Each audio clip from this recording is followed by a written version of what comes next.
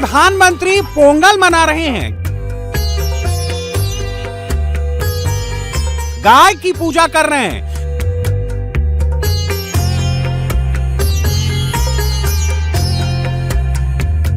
PMO office में चारा खिला रहे हैं, गायों को दुलार रहे हैं। तमिलनाडु में चुनाव है, नरेंद्र मोदी दक्षिण के भगवा वोटर्स को जगा रहे हैं।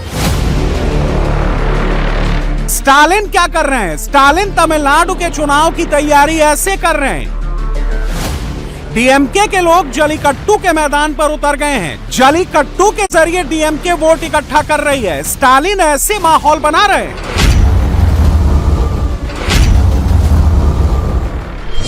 दो टीम है, एक लाल टी शर्ट वाली और दूसरी पीली शर्ट वाली। दोनों में एक चीज कॉमन है, टीम की टी शर्ट के पीछे स्टालिन और उदयनिधि की तस्वीर छपी है। पोंगल पर तमिलनाडु में पूरा इलेक्शन फ्लेवर चढ़ गया है। तमिलनाडु में स्टालिन का वोट ऐसे बन रहा है। नरेंद्र मोदी और स्टालिन दोनों इलेक्शन मोड में आ गए हैं, लेकिन सवाल है क्या नरेंद्र मोदी तमिलनाडु में स्टालिन को हरा सकते हैं? क्या तमिलनाडु में मोदी और एआईएडीएमके 118 का मैजिक फिगर पा सकते हैं? क्या तमिलनाडु में Narendra Modi winning 5% vote share बढ़ा सकते हैं? आपको लग सकता है कि तमिलनाडु में भगवा लहराना आसान नहीं है, लेकिन यह असंभव भी नहीं है। अब आप कहेंगे कैसे? भला ये कैसे पॉसिबल है? प्रधानमंत्री की गौ प्रेम की इस तस्वीर में तमिलनाडु तक पहुंचने का मंत्र छिपा है।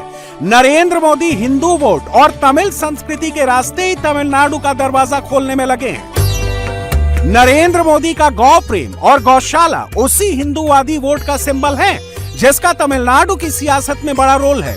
पोंगल पर गाय की पूजा के जरिए भी नरेंद्र मोदी तमिलनाडु के उसी भगवा वोट को चार्ज करने की कोशिश कर रहे हैं। राष्ट्रीय मंच हो या अंतर्राष्ट्रीय मंच, तमिल लैंग्वेज कल्चर के गुणगान में मोदी कभी कोई कसर नहीं छोड़ रहे हैं। काशी तमिल समागम के जरिए भी उत्तर और दक्षिण की संस्कृति को एक सूत्र में बांधने की कोशिश कर रहे हैं, या फिर नई संसद में सेंगोल की स्थापना करके भी तमिल हिंदुओं को बीजेपी की तरफ मोड़ रहे हैं। विदेशी धरती पर भी तमिल संत तिरुवल्लुर की प्रतिमा का मोदी अनावरण करते हैं, तो भी तमिलनाडु को संदेश देते हैं।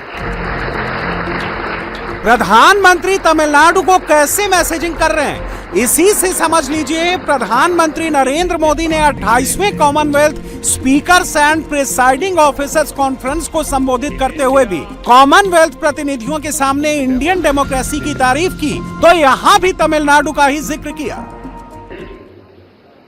भारत दुनिया की फास्टेस्ट ग्रोइंग मेजर इकोनॉमी है। आज भारत में यूपीआई दुनिया का सबसे बड़ा डिजिटल पेमेंट सिस्टम है। आज भारत दुनिया का सबसे बड़ा वैक्सीन प्रोड्यूसर है। आज भारत दुनिया का नंबर 2 स्टील प्रोड्यूसर है। आज भारत में दुनिया का तीसरा सबसे बड़ा स्टार्टअप इकोसिस्टम है। आज भारत दुनिया का तीसरा सबसे बड़ा एविएशन मार्केट है। आज भारत में दुनिया का चौथा सबसे बड़ा रेल नेटवर्क है। आज भारत में दुनिया का तीसरा सबसे बड़ा मेट्रो रेल नेटवर्क है। आज भारत दुनिया का सबसे बड़ा मिल्क प्रोड्यूसर है। आज भारत दुनिया का दूसरा सबसे बड़ा राइस प्रोड्यूसर है। फ्रेंड्स, भारत में डेमोक्रेसी का अर्थ लास्ट माइल डिलीवरी है। There is a 10th century inscription from the Indian state of Tamil Nadu. It describes a village assembly that work with democratic values. There were clear rules for accountability and decision making.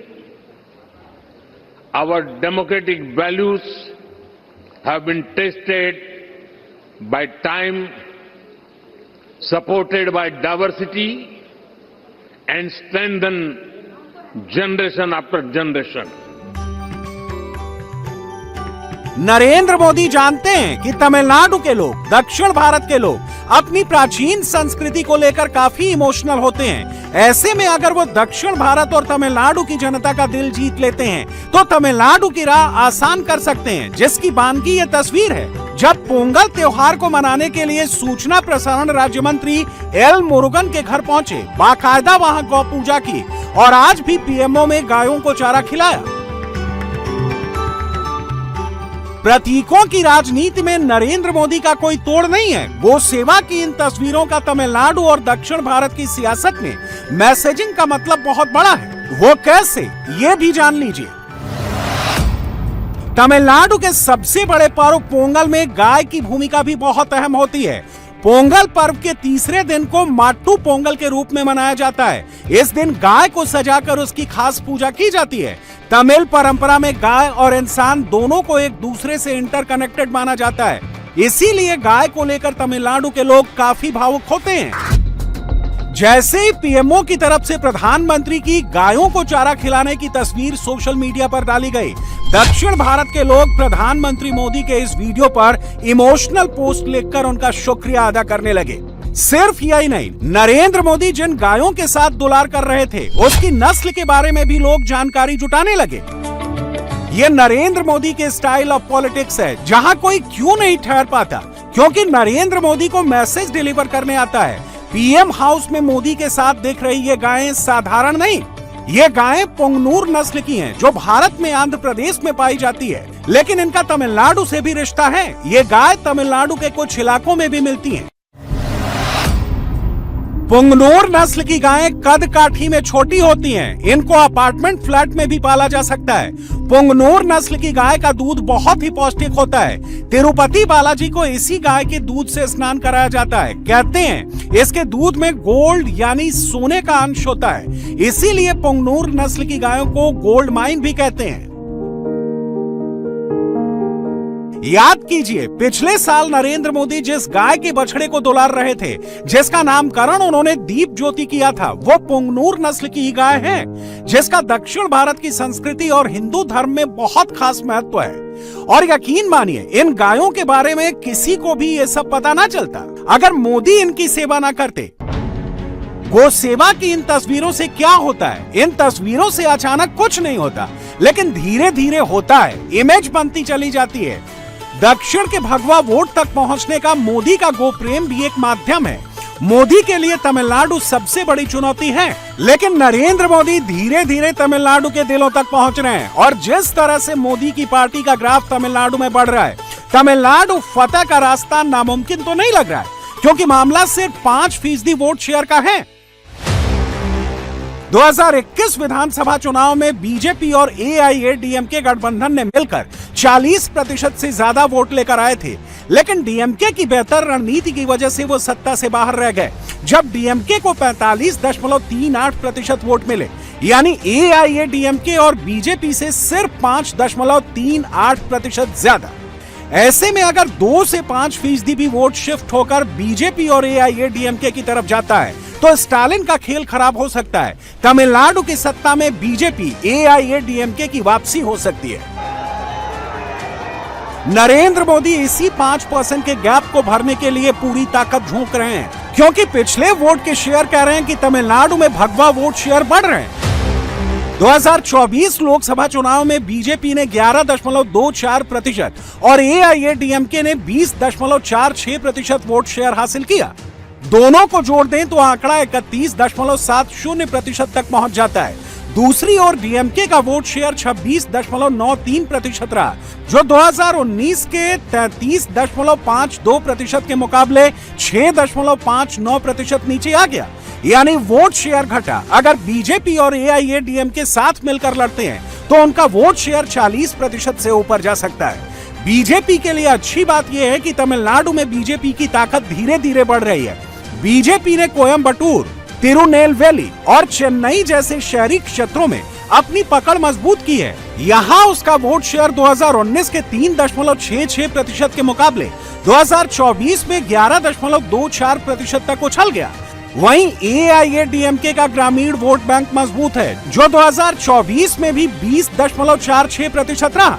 यही इस गठबंधन का संतुलन है। BJP की रणनीति अब 5% अतिरिक्त वोट शेयर जुटाने की है, जबकि स्टालिन का वोट शेयर घट रहा है। DMK के नेता हिंदू विरोधी बातें कर रहे हैं और तमिल भाषा का अपमान का आरोप लगा रहे हैं। इसी हमले को नरेंद्र मोदी हिंदू और तमिल संस्कृति को बुलंदी तक पहुंचाकर डिफ्यूज कर रहे हैं। नरेंद्र मोदी के लिए चुनौती एक और किले पश्चिम बंगाल पर फतह पाने की है, जो अब तक नरेंद्र मोदी का सबसे मुश्किल टास्क साबित हुआ है। वजह है ममता बनर्जी की अटैकिंग पॉलिटिक्स, लेकिन दीदी की यही स्टाइल अब उनकी मुसीबत खड़ी कर रही है। 8 जनवरी की ये तस्वीरें याद होंगी आपको, जब ईडी की टीम ने आईपैक वाले प्रतीक जैन के कोलकाता के लाउडेन स्ट्रीट स्थित घर और दूसरी टीम सॉल्ट लेक स्थित दफ्तर पर छापा मारा था। प्रतीक जैन ही ममता बनर्जी के लिए पॉलिटिकल स्ट्रेटजी तैयार करते हैं। जब ईडी की टीम पहुंची थी, उसके 5 घंटे बाद बंगाल के डीजीपी कोलकाता और विधान नगर के पुलिस कमिश्नर को लेकर ममता बनर्जी भी पहुंच गई थी और वहां से हरी फाइल और फोन लेकर निकली थी। उसके बाद ममता आईपैक के ऑफिस भी गई, जहां ईडी की छापेमारी चल रही थी। करीब 4 घंटे तक वहां अपनी पार्टी के डॉक्यूमेंट्स तलाशने के बाद ममता बनर्जी शाम को आईपैक के ऑफिस से तब निकली थी जब ईडी की टीम वहां से चली गई। लेकिन अब यही पूरा एपिसोड दीदी के खिलाफ परेशानी का सबब बन गया है। सुप्रीम कोर्ट में ईडी ने इसी मसले पर 2 पिटीशंस डाली थी। पहली पिटीशंस ईडी ने आईपैक के ऑफिस और प्रतीक जैन के घर में रेड के दौरान ममता बनर्जी और पुलिस अफसरों के व्यवहार को गैर कानूनी बताकर ममता बनर्जी, पश्चिम बंगाल के डीजीपी राजीव कुमार और कोलकाता के पुलिस कमिश्नर मनोज वर्मा के खिलाफ FIR दर्ज करने की और पूरे मामले की जांच CBI से कराने की अपील की थी। आज सुबह सुनवाई से पहले ईडी के उन 3 अफसरों की तरफ से दूसरी पिटीशन फाइल की गई, जो कोलकाता में 8 जनवरी की रेड में शामिल थे। इन अफसरों ने अपनी जान को खतरा बताया और सुप्रीम कोर्ट से पश्चिम बंगाल के डीजीपी और कोलकाता के पुलिस कमिश्नर समेत उन सभी अफसरों को सस्पेंड करने का निर्देश देने की मांग की गई थी, जो 8 जनवरी को रेड के दौरान ममता बनर्जी के साथ आईपैक के ऑफिस और प्रतीक जैन के घर में घुसे थे। दोनों पिटीशंस को सुनते हुए सुप्रीम कोर्ट के ऑर्डर ने ममता बनर्जी को मुश्किलों में डाल दिया है।